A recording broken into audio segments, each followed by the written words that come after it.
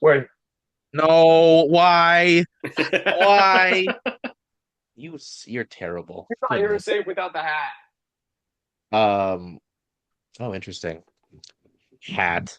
Uh, uh, anyway, these guys, before we even started, they had a conversation about barbers and haircuts. This is terrible. This feels demeaning. Anyway, speaking of demeaning, welcome back to Soundwaves from the Sea. Your Seattle Sounders.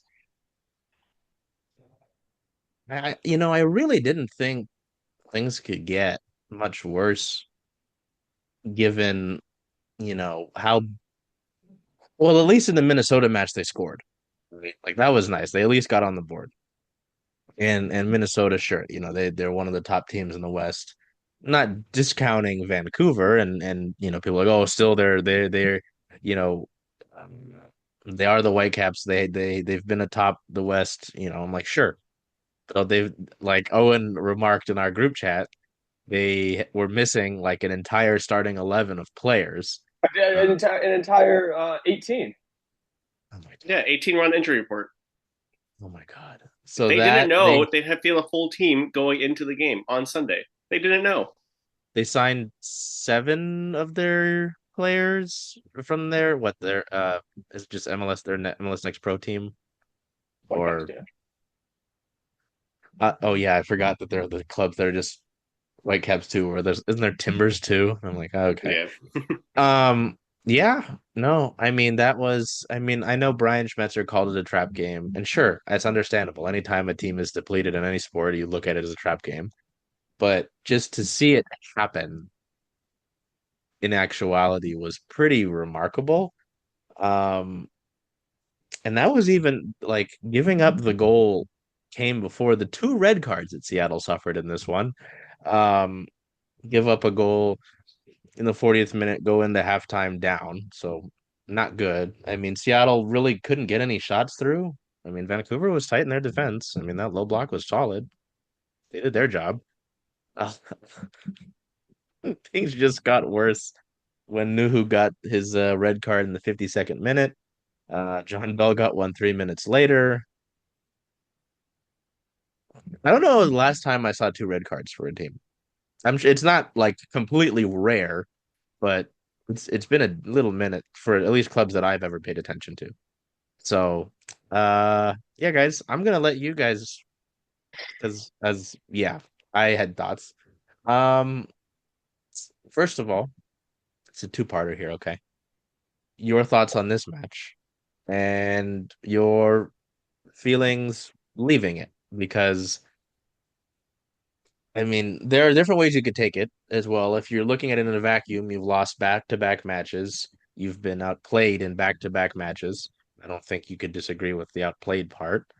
Um, and if you're not looking at it in a vacuum, there's obviously the other stuff that plays into it with the Club World cash grab, being shouted at by one of your owners for wearing said shirt, and then going into one of the bigger tournaments and then knowing where they're going to be hoteling, I guess. Which, yeah. We'll go just because Owen disconnected and is now at the bottom of my screen. I'm gonna go with Michael first, and then we'll go with Owen after that. Everything is bad. The game was horrible. I mean, nothing about it was good. The attacking play felt anemic. It was reminiscent of everything from last season. Um, but crazy thing is the Sounders were getting into decent positions in the opening like 20, 25 minutes and opening 10 of the second half. And then they just couldn't do anything with it. Like they would get there, get into the final third, and then either pass side to side or pass backwards, which we've seen Schmetzer's wingers, especially we've seen Schmetzer's wingers do that quite a bit.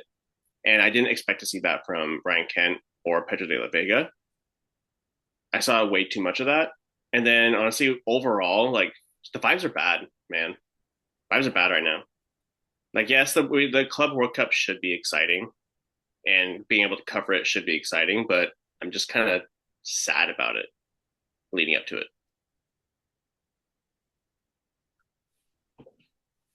Yeah, I mean, I'm looking at a couple stats for Ryan Kent. Um, we can take a look at some of these, and he's 3 of 5 successful dribbles. He averages about 2.5 successful take on the game.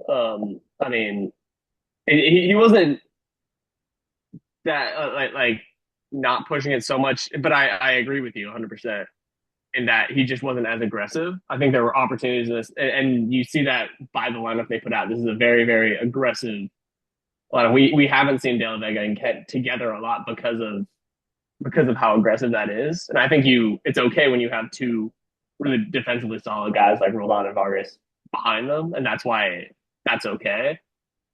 But you really didn't see enough from that. And I mean, on the other side, there are two words that I would almost never use to describe Vancouver Whitecaps, and that's championship mentality.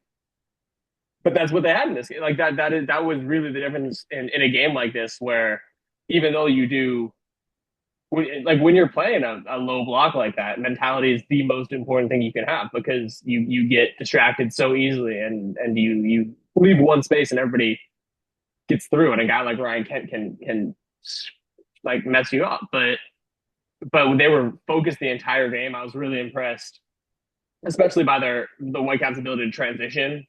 Tristan Blackwood was a big part of that. Just that was where the two red cards came from. They caught Sounders defenders turning, and they had no chance. Yeah, so the focus was really impressive, especially from a relatively inexperienced squad. The crazy thing that gets me as well with this Whitecaps team is you could tell they were playing at like maybe 3/4 speed the entire time because of how like little training they got all week. But it seemed like the Sounders were matching that speed instead of actually playing like they had trained all week. If I tweeted this out, and if you didn't know what was happening before the game, you would think that the Sounders are the ones who trained only once or twice this week, as opposed to Whitecaps. Hmm.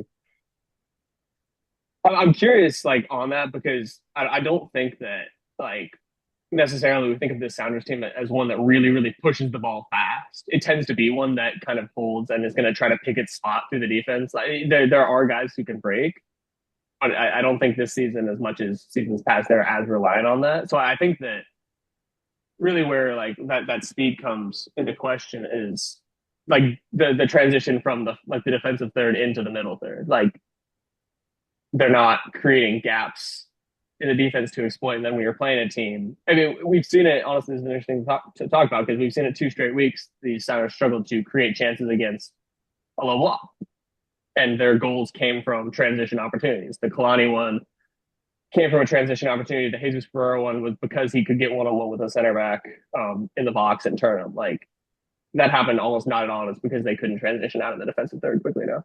I'm curious what you guys think on that one. Charles, what do you think? It was a great point because I know it's never a good idea to look at comment sections during a game like this, right? But I mean, it is fascinating, right? I mean, it's just I I mean this I'm unfortunately I'm going to take this somewhat broader. Yeah, yeah. Um like with Brian, and I'm not necessarily doubting him entirely. Okay. I'm usually the not like fire the coach, take him out back and shoot him after a loss kind of guy. I know there are people who exist like that, and that's fine. But it's always interesting to me when Brian will say, oh, particularly post match with this one, he was like, I didn't anticipate a five back. And he's like, that's on me. And just hearing stuff like that's on me, I'm like, okay, that's fine. But there are so many occasions with Brian and with being around this team where I've heard that's on me, and it's an issue that they don't address or it doesn't get changed or improved upon. And so I am kind of interested. I'm like, hey, if you're going to continue to have issues against the low block, is that you not, you know, adjusting to that? Is that your players just simply aren't good enough to get past that? I really hope that's not the case. It's Um, not the case. It's not the case. No, absolutely not. yeah. So I'm like, to go back to link back what Mike said, what were you doing in training? Like, I realize it's also difficult because you're playing a bunch of children in this match, essentially. But you'd think, again, with the superior athletes, right, that you'd be able to get through that. So I think it might not be the answer you're looking for, but I'm going to kind of log that. I'm like, hey, is this going to be something where it's just like, okay, we're playing the Sounders, can low block, don't care. Like, yeah, there have just been so many instances with this Sounders club where I'm like, hey, why am I hearing after the post match, that's on me, we'll get better. And it's the same issue getting hammered. Like then it is, yeah, it's on you. And then it comes into accountability. Like, hey, be accountable for yourself, be able to grow because sports are all about adjustments, you know.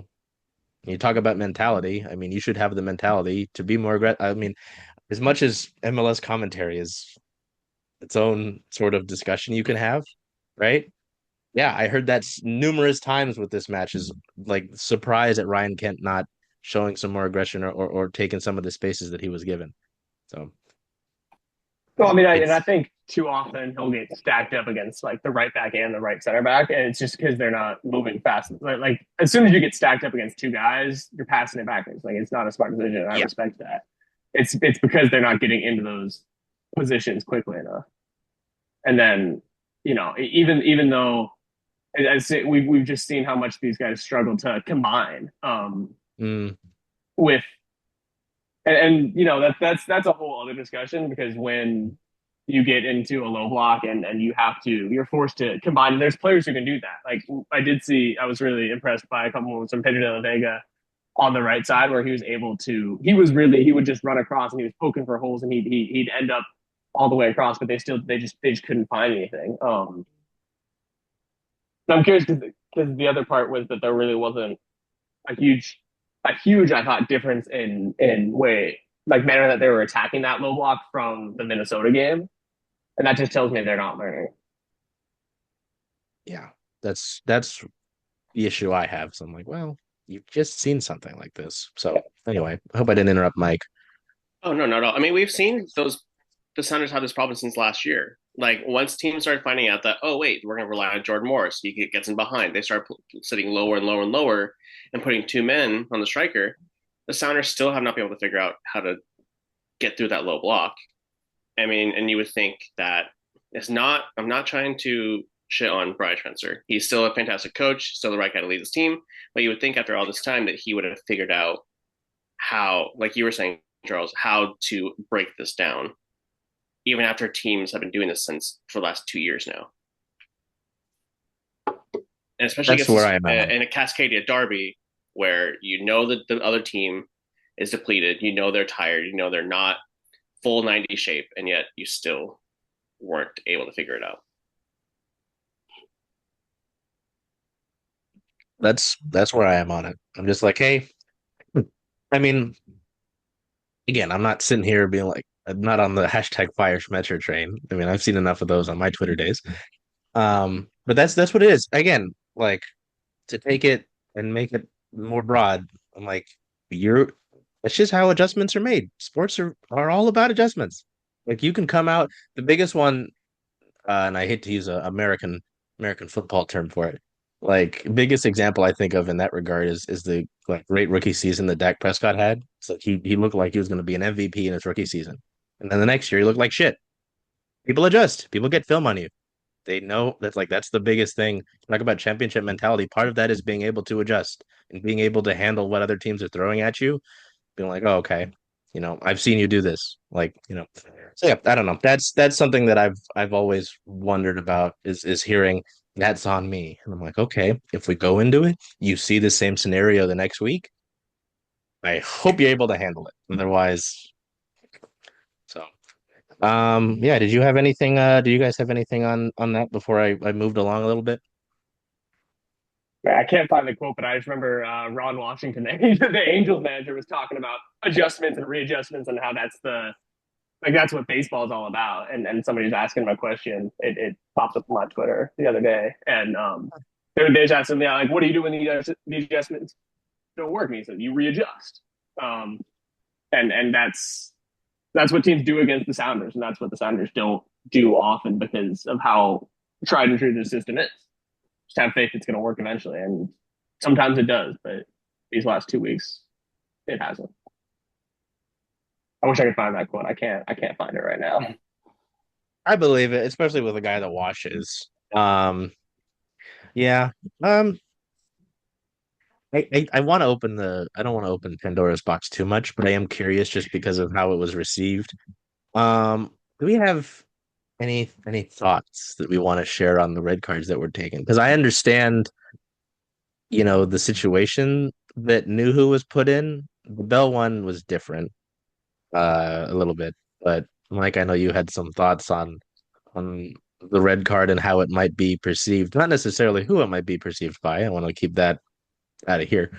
But there were some thoughts on that because there certainly was a lot of criticism. I know that post match Brian did mention he was like he's got to be better in that situation. I understand that, but I don't know. What did you think about just I guess the red card itself and in the scenario that it was in? Because New didn't object. I mean, saw the He knew, yeah, he knew immediately it was going to be a card. right after the poor He ball hurried kitty off the walked field, right man. by, was trying to clap at him. I was like, I'd leave him alone. Yeah, just let him go. I mean, I'm surprised Nuhu even did that in the first place because we've seen him have smarter plays than that.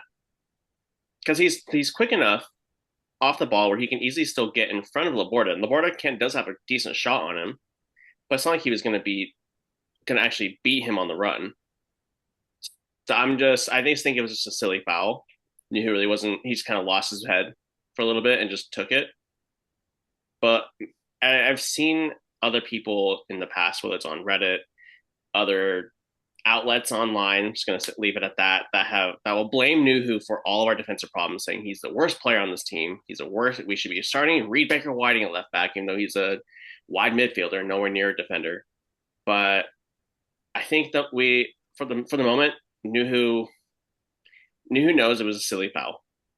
There's nothing else to it. He's still one of the best 1v1 defenders in the league. Getting forward, yeah, he's not the best, but he's still one of the best defenders in this league. And I think that all of the negative, he deserves criticism, but all the negative talk about him should be stopped by all fans and other journos. Those are just my thoughts, and I know people are going to be blaming him. I've read plenty of articles where people are blaming him for everything, but like at the end of the day, it was just a silly foul, a silly red card. Oh, and you got anything on it? Yeah, I mean, I think they're both red cards. I think that's tough to argue. And I think they got into bad situations. Like I was mentioning, it's like they Sounders got sucked in to trying to play through this low block with no success. And then you leave guys even if they're in situations where they can recover, like potentially, if you're a defender, you don't really want to take that risk. Um, and so they made a decision there. The Bell one was a little bit tough because he clipped his ankle or his leg, and you can argue whether that was intentional. It was still a red card. But the Nuhu one, you're just putting these guys in positions to make tough decisions. And the easiest way to avoid those red cards is to not put someone in that position. That's what I got for you. Yeah, no, it's a good point. The good news is there's nobody on Botafogo or PSG or Atletico Madrid that are going to be fast or turn your defenders or transition quickly. So I don't think that'll be an issue. Thank God red cards don't transfer. I mean, Playing a team of Olivier Giroud's. It's all good. No Cody disrespect. Baker out there. No disrespect to the man. We saw Cody Baker in this game. Yeah, we did. He slotted in the center back. He exists. Yeah. Well, I mean, it's just so funny to think about that. To think that, hey, you're down Yamar, you're down Yamar. Oh wow, I used my bad word already. Okay, you're down Yamar. Leo Burney was hurt, and even he's a depth option. Um, have we? Forgive me if I've missed it. Have we seen Cody Baker play center back as a Sounder? I swear it's only been outside. No, he's never played that for Defiance. He's been left back right there. Yeah. Okay. They're also missing Kim Kiki in this game. That's right. Thank you. I was like, my Asian brother was missing. That's right. Baby boy Stu was out as well, but with international duty. You're center back. Oh my God. Hey brother, I can go and get my tiempos. I got a little bit of a gut, but I mean I can take a red card too. It's what is the difference? Oh my God. Yeah, no, it's so I mean I hate to continue to hammer the question home again, but I feel like it is relevant, especially given everything that's that's happened even since the last time we recorded, right? With fans. I have a few friends who have tickets to some of these Club World Cup games, and they had their tickets moved, and they had no idea. And they had to go and look at the reporting to be like, oh yeah, they were moved. Like this is a thing that's happening, right? And then I thought I woke up and I saw a thing today that was, FIFA's concerned at the lack of ticket sales. No shit, buddy. You know, it's it just continues to beg the question, how you guys feel about it. Because obviously, at the end of the day, for us, right, this is um, it's exciting to cover something like this, right? As much as say maybe I shouldn't say which ones, but some of the tournaments that the Sounders are involved in are a giant pain in the ass to get credentialed for and then to be at. There are a few. Um, you know, this is still exciting, right? I mean, you're going to remember this. This is still a great achievement to be involved in, I would say. Um, but it's just, I think everyone involved wishes that there were better circumstances for this, right? Whether it's you've got guys hurt. Jackson, I almost said Jackson Morris. Yep, I'm combining players now. Give Jordan Morris Jackson Reagan's legs. Jordan Morris suffered a setback, but they held him out of training last week as a precautionary measure. So To be clear, Brian, the setback was before the Vancouver game, Mhm. yes, which is yes, why I didn't yes, play. It's not nothing reported in the weeks after. They're still on, I think, 2 days rest, right? Yeah. So we'll Yeah. get more information probably tomorrow. Yes. Yes. But yes. sorry, just to be clear. No, that's a great point. Yes, I mean, there's a lot going on in this head, so I forget things. Um, yeah, that happened. They held him out a few days before training, a few days, yeah, before they went up to Vancouver. But Brian said it was precautionary, so it didn't like basically he didn't call him out for Club World Cup, which I guess is good. Um, also But do seemed to you have risk playing Jordan Morris in the Club World Cup? that's a great question. That poses a great question, right? Because it's him and I don't know if Yamar's on the same track, but it's like, hey, I mean, do you realistically believe that you should go all out for all? I mean, because there are guys who are going to want to play, right, and expose themselves to this, and again go up best of the best. But do you have to have tough conversations with some of your players, like, hey, we need you for the stretch run? I don't know. What do you think about that? Because I mean, I understand it. You don't want to like put some of your younger players out there and say, fuck it, like we have to go with this because we're protecting guys. Um, I mean, you'd also but I get in also trouble with FIFA if you do that. Yeah, God, you could do a lot of things and get in trouble with FIFA. So I don't know. What is, yeah, I guess to stop my ramble and to present a more like a legitimate question, like, how do you come into this tournament? Because again, I don't know what the last update was with the dispute with the players and the MLS, right?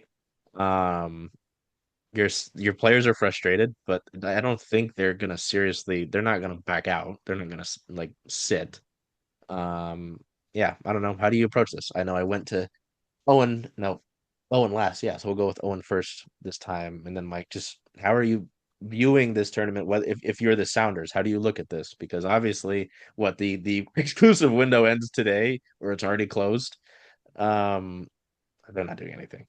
I mean, I would be really surprised. I would love to have something come out while we're doing this. So please, like, But yeah, how do you, if you're the Sounders, putting Owen in the Craig Weibel seat, how do you come into this tournament? Yeah, so I mean, I think I was thinking about this, and I'm looking at the injury report. I think there's different conversations that happen because the other thing you have to remember with this tournament is that this is where you put Obed Vargas. This is where you put even Pedro de la Vega. This is where you put Nuhu in your shop window, and you say, hey, maybe we don't play well this game, but Nuhu played really well against Desiree Douay. But Obed Vargas like looked pretty good against that PSG midfield. So I think you have a different conversation with some of these guys versus Jordan Morris. Jordan Morris is not making a European transfer in his career. I mean, yeah, Albert Rusnak is not making a European transfer. For a more like relevant point, Yamar probably is not going to leave this club for a large sum of money. Um, that would be the type of player that maybe you say, hey, let's be cautious here. Let's take a minutes restriction. I don't have any reporting done on this, so I can't say this is all opinion to be clear. Um, but I think that conversation is different for players specifically of different ages and potential transfer profiles. Um, I mean, what they're saying is true. You approach this tournament with a goal of being competitive. You say, "Hey, we're gonna go give it our best shot." Um, you're gonna, oh goodness, you're gonna, why not? You can't really if you lose 3 games and you get shut out, like what else were you expecting? So I the lineups will be interesting because I think you maybe will see guys held out, but maybe not the younger guys. 100% agree. I mean, you said it perfectly. Use this as like a shop window. Showcase your young talent. Get them exposure into at the biggest level. Play your young players. I think I remember reading about this or hearing about Schmetz talk about this that they wanted to maybe experiment a little bit in this. Try some different formations. Try something new. Don't stick with the 4-2-3-1. Maybe try a 4-3-3, or go back to the 3-4-2-1. Like, and actually play it correctly, like Crystal Palace does. Like, really study that and use that and try to use that to your advantage. I think that if you have players like Jordan Morris, Kim Kihi, Yamar, if they're going to be out injured or barely coming into match fitness on day one or day two of the Club World Cup, I wouldn't even bother playing them. You're going to risk them getting further injured, and then you're just going to be kind of shooting yourself in the foot for the rest of the season. And the way the Sounders are going right now at the trajectory, if they keep this kind of the stagnant play up, then we're just going to be back in September or October saying, "Oh, we need to get these 3 wins to make the playoffs." I think you don't throw away these games. You play them as competitive as you quote unquote possibly can. But I don't sit your older players. If they're not fully fit, don't play them in the tournament at all. I don't think there's any reason to. Yeah, So there's a yeah, I was gonna say there's a strategy to, you know, going into this. Because yeah, you're not sitting there and laying down. I mean, this club obviously has more pride than that. So yeah, I mean, it'll be fascinating to see some of the decisions that are made in that regard, see who's coming up and like you said, who's gonna be fully fit and they believe, hey, you can go and we trust you to play in this match. So yeah, I did see a transfer thing, but it was for Arsenal and they've got Martin Zubimendi. So it's okay, guys. They're finally not gonna bottle it, please. Sorry. I And there hope actually not. was a little update on the MLSPA and Oh, MLS FIFA okay. and all that stuff. That came out Sunday before the game. MLSPA put out an announcement saying that MLS did present them another offer on the table to give an additional 20% of the winnings of the FIFA prize money to the players, on top of the additional 1 million they're already getting. But they immediately rejected it. They're asking for at least 40%, which is the quote unquote international standard that most teams are giving their players. And as of today, I've reached out to other MLS PR people, seen trying to get a quote or anything, but nothing's finalized yet. MLS has not sent a second offer, and that's kind of where we're at right now, Mm. unfortunately. Hmm. Do you think um by the time that we oh fuck, we're 5 days out, man. I mean, do you think we get something resolved here by the time of the first match or what? Because like I don't know. It's it's interesting seeing any sort of dispute between players in a league, right? So I don't know. Do either of you have any thoughts on if we get something done by the time we get to match day? Like Mighty no, Botafogo? no, I mean, no? no. Hmm. And like the only thing I would maybe look at in like transfer wise is maybe you call up a guy like Yusuke and say, hey, he's really good. Let's give him a shot. Let's throw him in here and he can be one of those guys who comes off the bench and maybe looks good against the PSG second team. Um, but no, I'm not expecting anything big. Because I mean, like we've said, this team makes signings when they're good and ready, and then 6 months after that. So it's just the way they operate. Mike, do you have any belief? Absolutely not. I don't think so because I think the problem is going to be the MLSPA. I'm happy that they're like they're standing firm. They're not going to budge on that 40%. But I just don't think that MLS owners are too greedy, and Adrian Hanauer is one of the members of the that financial committee, and I don't think he wants to lose money on this. He doesn't want to lose more than the $8 million that he's already getting. So I mean, I don't think they're going to come to an agreement before the Club World Cup starts on Sunday. Do I think the players are going to sit out? Probably not. It'd be kind of silly too because they'd be violating their CBA. But like, I don't think the MLSPA and MLS get something figured out until maybe even after Leagues Cup. To be honest, Oof. Wow. because both tournaments coming back to back, and Yeah. I don't see them coming to an agreement for them. Yeah. God. Fucking. Yeah. I hope they do, but I don't know. Well, I guess we'll just have to wait and see. Yeah. I mean, I think it's an interesting thing to look at. Again, just considering I always am intrigued to see how, these things boil down and how messy, not to use a player name, things get between leagues and players and stuff regard to this. And yeah, you've got Leagues Cup. Oh my God. I have to see Mighty Cruz Azul again. Please leave me alone. God damn it. So They're omnipresent. live, laugh, Cruz Azul. Uh Goodness. Okay. Yeah. Well, I mean, if you got something else, let me know. But I mean, now you're staring down the barrel of Botafogo. Um, yeah. Is there any? Let me like kind of last call it. Is there anything maybe I didn't touch on that you want to look at? Because I don't think again. I think it was just the Vancouver match and then kind of dooming in the Club World Cup. Is there anything before we look at Botafogo? I got nothing. So I guess to not just be like, hey, are they gonna get skunked? Owen, I think you brought up was it if maybe I'm getting too old.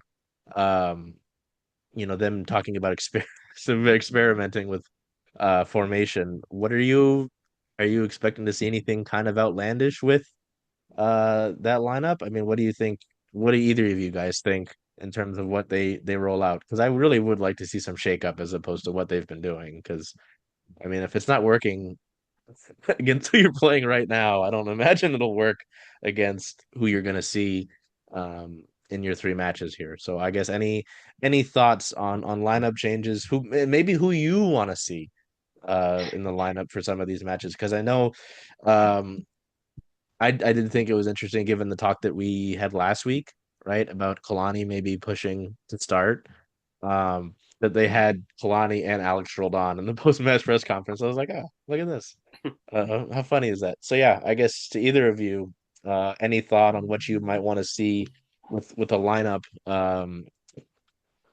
against, but it's still kind of wild to me to say um, against Botafogo on Sunday. I mean, let me rephrase what I said earlier. I said you don't have a lot to lose. I do think there's a level of don't get embarrassed in front of your home fans. Like you as much as you can, you want to avoid being down 5-0 in the 60th minute. And just looking like hapless. Like on a certain level, people understand that, but also, this is important. This is a moment to showcase your club. And so I think when you're doing something like that, it's tough to try something new, especially when the system that this club uses is so trusted and tried and true. Um, I think maybe you could see some different fullbacks. I'd especially be interested to see a guy like Kalani in there, especially because Nuhu, even though he's not going to be suspended, you don't love to see that from him in the Vancouver game. I'd love to see the wingers these guys have, Georgie Manungu. I'd love to see them really try a bunch of those guys and give them all a shot. I don't think you're going to see a system change. I would be very surprised. As much as I would love a system change, I agree. We're not going to see that. Brian Schmetzer doesn't stray very far from the 4-2-3-1. We've seen it for years and years now. Unless he has a Clint Dempsey and Obafemi Martins or type level players, he's not going to change the system up. There's no reason to. I fully agree with the Ramsey shot. I want him starting at right back, and I still think that Nuhu should be starting left back, even in this tournament, regardless of what happened against Vancouver. Although I think if it were me, I'm not a tactician. I'm not going to say that. I just play a lot of FIFA and I watch a lot of soccer. I would love to see a 4-3-3 with this team. I'd love to see Pedro de la Vega and Ryan Kent, or even George Manugu pushed even higher up that pitch. I mean, hell, play a false nine with Jesus Ferrer, which plays at his specialties. Or even have Albert Rusnak plays that false nine. He has a decent shot on him. He's an excellent playmaker. I think experimenting is tough, especially in the massive tournament setting like this. But I think it would be fun to see something like that, especially when you're not going to get a point out of this group. Mm. Like, be competitive, have some pride in the shirt, pride in the badge. But I don't know. I think the Sounders should try something new, even if they won't. I'm curious how far away you think this lineup is from a 4-3-3, because when they push, it's tough to look at it because it rotates into the three back. But at least one of those wingers tends to push high. You have, at least in theory, a three in midfield. I want them to stay high. That's my what's issue. the change? Yeah. What's the change that you're looking for? Is it them staying high? Yes. Constantly? But then I'm curious, how much work rate you can put on those midfielders, because Obed Vargas and Christian Roldan are already monster workhorses. And you still need these wingers to drop, which they do a good job. I'm just curious. That's the worry I would have with the 4-3-3. I'm curious to break that down. I just think if you're gonna play the 4-3-3 and you're gonna keep your wingers high and wide as they should be, don't let them drop further than the midfield three, which we've seen in the past are in our 4-2-3-1 that our wingers essentially almost drop as far back as the fullbacks at times. We've seen a Jordan Morris play even further back than a Nuhu when he's playing the left sometimes. I think I'd rather see Nuhu stay back, Rienzi stay back a little more, and then let the wingers actually stay high and wide.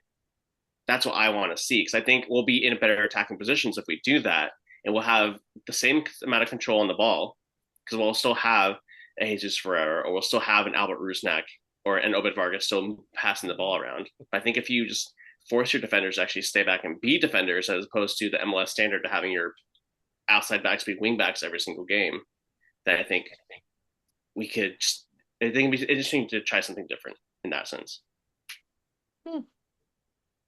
Makes sense to me. No, I totally agree. I worry. I like it in theory, especially against these teams where you're gonna have to counterattack. That's what these games are gonna look like. Having those wingers high and wide is a great option, especially when you're trying, because that helps, right? To get that transition out of there, you're opening up space for Christian Roldan and Obed Vargas to push the ball up the field. I think it just changes when you attack MLS teams that play differently. I also think they're just going to get absolutely outmatched man to man. I think there's no you're going to lose duels. You're going to the midfield is going to get bypassed very easily, just because of how strong. No matter if you pack five players in the middle and don't push your wingers wide. There's issues other places, but I think it's interesting, to talk about how this will work maybe against an MLS team that's going to play maybe on it.